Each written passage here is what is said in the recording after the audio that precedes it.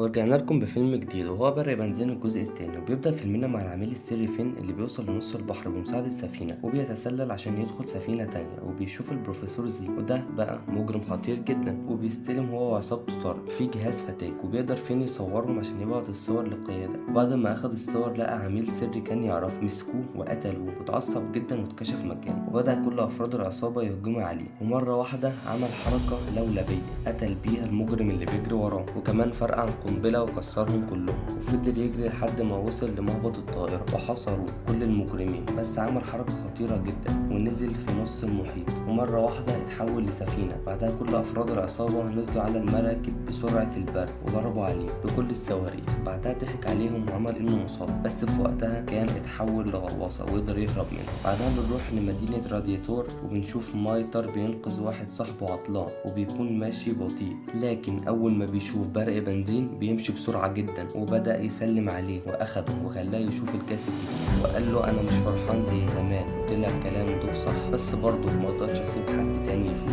بعدها راحوا الاتنين يلعبوا زي زمان. بعدها ساب مايتر بسرعة وراح يقابل سالم، بس لقى مايتر في ديله كالعادة وسابهم وراح يجيب حاجة يشربوها. في نفس الوقت ده اتعرض برنامج لواحد غني جدا اللي ينظم أقوى سباق في العالم، وبعت لكل أبطال السباقات، بس مايتر اتصل بيهم وورد برق بنزين في السباق ده، وكلهم اتفاجئوا جدا. وبدأ يتكلم مع عربية مشهورة اسمها فرانسيسكو، وبدأ تهين مايتر بالكلام. دخل بنزين بسرعة وشد مايتر، بدأ يكلم وقال على فرانسيسكو إنها عربية هشة وضعيفة، وبص لسالي وقال لها أنا آسف. ردت عليه وقالت له مش مشكلة، أنا أصلا عندي شغل كتير. وأخد مايتر معاه وسافر، وأخد التيم بتاعه ولف بيهم في المدينة. بعدها راحوا للحفلة اللي كانت جامدة جدا، وقابل بنزين ناس صحابه وراح يسلم عليهم. بعدها راح ونصح مايتر إنه ما يعملش حاجة غريبة. في نفس اللحظة كان مايتر أخد برق بنزين وقدمه لفرانسيسكو وسلموا على بعض، وكان باين على بنزين إنه متعصب جدا. بعدها بنشوف مايلز منظم السباق. في نفس الوقت بيظهر العميل فين، وبيدخل عليه عميلة خاصة اسمها هولي، وبتقول له إن الصور بتاعتك مش واضحة. بس هو أول ما شاف البروفيسور زي قال لها لازم تقابلي العميل بنفسك وتعرفي منه كل حاجة. راحت اتوترت وقالت له أنا عميلة تقنية مش مدنية، ماليش في الكلام ده. رد وقال لها من دلوقتي بقى ليكي في كل حاجة. في نفس الوقت ده مايلز قدم بنزين للناس، بس مايلر خرب الدنيا بسبب الأكل اللي أكله وكان حراق جدا، وبقى بنزين محرق جدا من اللي عمله مايتر، بس مايلز ظبط الدنيا بسرعة. بعدها راحت هولي تقابل العميل الأمريكي، بس العصابة طلعت عليه وقعدت تضرب فيه، وبالصدفة مايتر كان هناك، والعميل الأمريكي اداله المعلومات ومحدش يعرف ولا حتى مايتر. وكانت هولي مش مصدقة عينها لأنها كانت فاكرة مايتر هو العميل السري. المهم بدأت تتكلم معاه، وطبعا ما كانش مصدق نفسه، وقالت له هقابلك بكرة في السباق. بعدها راح عند بنزين وقال له أنا عندي موعد غرامي بكرة. في الوقت ده بنشوف العصابة بتعذب في العميل الأمريكي، وكمان استخدموا عليه السلاح الجديد، وظهر انه سلاح فتاك مش مجرد كاميرا. وقتلوا العميل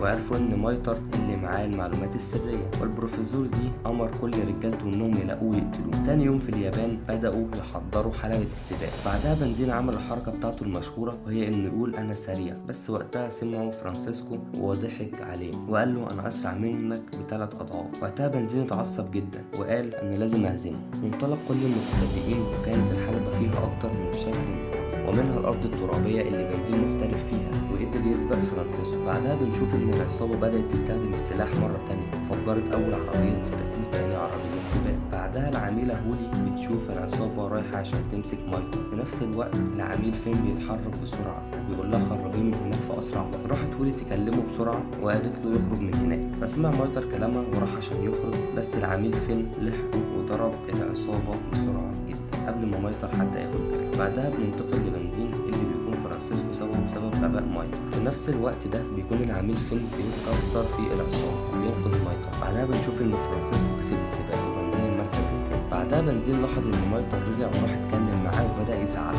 عشان خسر السباق، وقال له انا مش محتاج مساعدتك تاني. بعدها حزن مايتر وراح عشان يركب طيارته ويرجع لموطنه تاني. لقى العميل فين في وشه واخده واتكلم معاه، بس مرة واحدة طلعت عليه العصابة واخد مايتر معاه وعمل معركة قوية جدا، وقدر انه يهزمهم وياخد مايتر بعيد. في نفس نفس الوقت كان بنزين بيقرأ رسالة مايتر اللي بيعتذر له. بعدها بنشوف ان هولي قدر تاخد قرص المعلومات من مايتر. مش بس كده، ده كمان مايتر ساعدهم في شوية حاجات، وكمان العميل فين عرض عليه يشتغل معاهم في المهمة دي عشان عنده خبرة كبيرة، واخدوه معاهم لباريس. ومايتر كان منبهر بكل اللي حواليه. بعدها راحوا لسوق السودا، واول ما تومبر شافهم طلع يجري، بس قدروا يمسكوه. طلع مخبر شغال مع فين في الاخر، وبدأ يسأله عن الصور، وطلع يعرف صاحب الصور دي. مش بس كده، لا، ده قال لهم على المكان اللي موجودين فيه، وده نفس المكان اللي فيه السباق التاني البنزين. بعدها بنشوف ان بنزين وصل ايطاليا، وكان باين عليه الحزن جدا، وده كمان موطن لويجي. اول ما وصلوا كل الناس رحبت بيهم، وقام لويجي وقال مستحيل نقعد في فندق واحنا هنا. بعد كده بنشوف عم لويجي بينصح بنزين وبيقول له عادي تتعصب وتتخانق انت وصاحبك، عشان كده كده هترجعوا تتكلموا مع بعض. اول ما بنزين سمع كلامه وارتاح شويه. بعدها بننتقل عند فين وهولي اللي بيغيروا شكل مايتر خالص عشان يقدر يدخل عند العصابه وما يلفتش الانظار.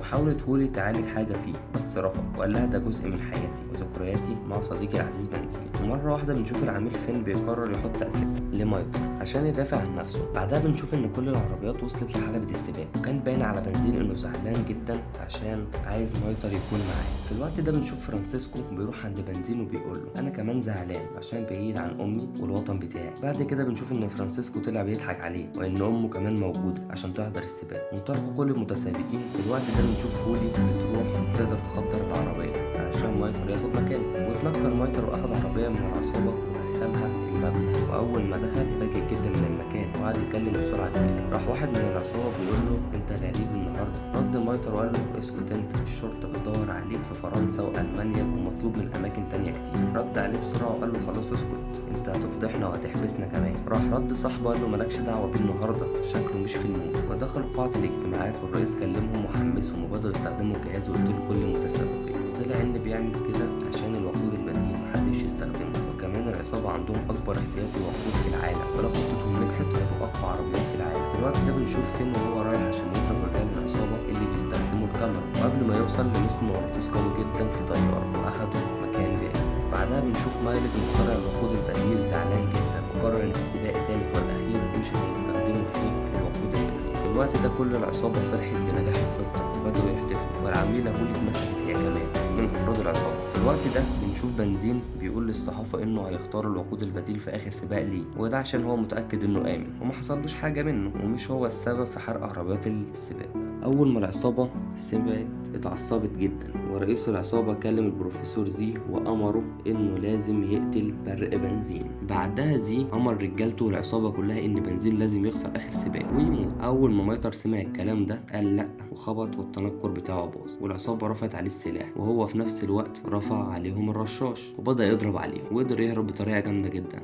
وراح عند بنزين عشان يحذره، وقبل ما بنزين يوصل له قدرت العصابة تخطفه وحبسته في عربية، ورشت عليه غاز مخدر خلاه ينام، وبدأ يحلم ويفتكر كل تنمر الناس عليه. ولما صحي لقى فين مربوط جنبه، ولما سأله احنا فين رد احنا في ساعة بيج بن في لندن. وبدأ يعتذر من فين وقال له كل اللي حصل ده بسببي. رد وقال له لا انت جاسوس جامد. راح مايتر اتعصب جدا وقال له انا مش جاسوس. بعدها بننتقل عند بنزين اللي بيكون بعد وجاب سالي، وهي اللي فضلت تشجعه عشان يقدر يكمل ويكسب السباق. ومرة واحدة طلع مايلز وشكر بنزين على اللي عمله في إيطاليا، وقال له انت اديتني فرصة أخيرة، وبجد أنا بدأ إنك تكسب النهاردة. راحت سالي قالت لبنزين لو مايتر كان هيبقى هنا كان هيبقى عايزك تكسب أكيد. أول ما سمع الكلمة دي قال المرة دي هكسب بس عشان مايتر. وانطلق كل المتسابقين بسرعة، وكانت خلاص العصابة محددة عليه. وقبل ما تضرب جه ورا مبنى صغير في السباق. راح البروفيسور زي متعصب جدا وقعد يزعق لرجالته، وقرروا ينتقلوا للخطة البديلة. ولما مايتر سألهم قالوا له إننا هنحط قنبلة في محطة الصيانة بتاعة بنزين عشان بدل ما محركه بس اللي ينفجر هو كمان يفرقع ونخلص منه. أول ما مشوا قدر مايتر يفك نفسه ويهرب. ولما راح عشان يساعد فين قال له مفيش وقت، روح عشان تلحق صاحبك. وحمسه هو والعميلة هولي وقال له احنا هنبقى كويسين. وقتها هرب مايتر بسرعة عشان يلحق بنزين. ومرة واحدة العميلة هولي جالها فكرة جبارة، وهي إنهم يرجعوا الزمن الساعة شوية لورا. وفعلا قدرت تعمل كده قبل ما يموتوا، وخلوا تروس الساعة هي اللي تقطع لهم الحبل، وقدروا يهربوا هم كمان. ومرة واحدة اتحولت هولي طيارة وطارت بسرعة كبيرة عشان تلحق مايتر وكمان بنزين. وبنشوف مايتر بيجري بسرعة كبيرة، وأول ما وصل للمحطة قال لهم يهربوا بسرعة، بس شاف سالي وقال لها بتعملي إيه هنا؟ ردت وقالت له أنا هنا بسببك. قال لهم اخرجوا من هنا بسرعة في قنبلة. بعدها فين اتصل على مايتر وقال له اخرج من هناك بسرعة، القنبلة فيك أنت مش في المحطة بتاعة الصيانة. أول ما سمع الكلام ده بدأ يهرب، بس بنزين وبدأ يجري وراه، وكل ده العصابة مستنية يقربوا من بعض عشان يفرقعوا قنبلة. بس مايتر فضل يقول له ابعد عني أنا قنبلة، وكل ده بنزين مش فاهم حاجة، وقرب منه جدا ومسك في الخطاف بتاعه. وقتها البروفيسور زي ضغط على زرار عشان يفرقعه، ولكن الحظ كان مع بنزين، وطلع إن قنبلة بعيدة عن البروفيسور، واتعصب جدا. مرة واحدة لقى هولي قدامه وطلع يجري بسرعة البرق، بس العميل فين طلع وراه وقدر يمسكه، وراحت هولي وقدرت تنقذ مايتر مش من القنبلة ولكن من العصابة. ومرة واحدة طلع عليهم كل أفراد العصابة من كل مكان وحصروهم. في الوقت ده كل أصحابهم من رادياتور وصلوا وقدروا يكسروا العصابة ويقبضوا عليهم، بس الويجي ما قدرش يفك القنبلة من مايتر. بعدها بنشوف إن مايتر جات له فكرة جامدة، وبنزين شجعه عشان ينفذها، وانطلق مايتر بسرعة البرق ومعاه بنزين وطار كمان، ووصل بسرعة للمصر عند ملكة انجلترا، واتهم مايلز إن هو رئيس العصابة وهو اللي خطط لكل الكلام ده. ومحدش كان مصدق مايتر خالص، وفضل يتكلم معاه لحد ما قال وقف القنبلة، وفعلا القنبلة وقفت. وهنا اتأكدوا كلهم إن هو رئيس العصابة، وفتحوا المحرك بتاعه وطلع هو رئيس العصابة وقبضوا عليه. وبنزين فرح جدا وقال له من دلوقتي انت معايا في كل سباق. بعدها بنشوف ان مايتر اتكرم من ملكة انجلترا. بعدها رجعوا للمدينة بتاعتهم مرة تانية، وبدأ مايتر يحكي القصة الجامدة دي لكل الناس الموجودين هناك. وفي عربية ما كانتش مصدقة ان في عربيات بتطير اصلا. في نفس اللحظة دي ظهرت هولي واتفاجئ جدا وصدق كلام مايتر، وسلمت هولي على كل الناس وقالت لهم انا حبيبة مايتر. كلهم اتخضوا واتفاجئوا ومحدش كان مصدق عينه، ولما لاحظوا خبطة فيها كانوا عايزين يصلحوها، بس هولي رفضت وقالت لهم دي حاجة قيمة جدا بالنسبة لي. وضحك مايتر عشان دي الكلمة بتاعته وقال لها كده زمان. بعدها بنزين سأل فين، قال له لو انا تعرضت للكاميرا دي كنت هنفجر. رد وقال له اللي بيستخدموا الوقود البديل